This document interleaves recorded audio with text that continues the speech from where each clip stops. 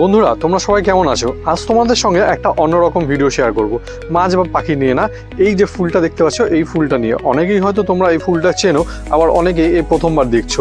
কারা কারা চেনো তারা কিন্তু অবশ্যই কমেন্ট করো। তোমাদের কমেন্ট পড়তে আমার খুব ভালো লাগে। কে কোথাতে দেখছো সেটা কিন্তু অবশ্যই লিখে জানিও। এই ফুলটাকে বাংলা বলে ব্রহ্মকমল, ইংরেজিতে বলে নাইট কুইন।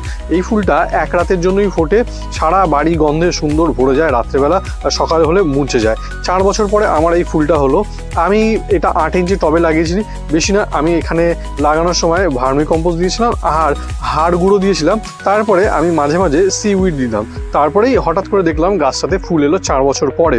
তোমরাও কিন্তু এই গাছটা ইজিলি করতে পারবে। যে কোনো জায়গায় তোমরা যদি এই পাতা পাও, সেই পাতা থেকে এই গাছটা ইজিলি গ্রো করে। একটু সময় লেগে যায়। আমি যেহেতু একটা পাতা থেকে এই গাছটা গ্রো করছিলাম, এই যে দেখো দিনের বেলা ফুলটা একদম মুছে গেছে। এক রাতেই ফুল হয় বলে এটাকে নাইট কুইন বলা হয়, রাতের রানী। এই ফুলটা সত্যি রাতের রানী, দেখতে অসাধারণ সুন্দর।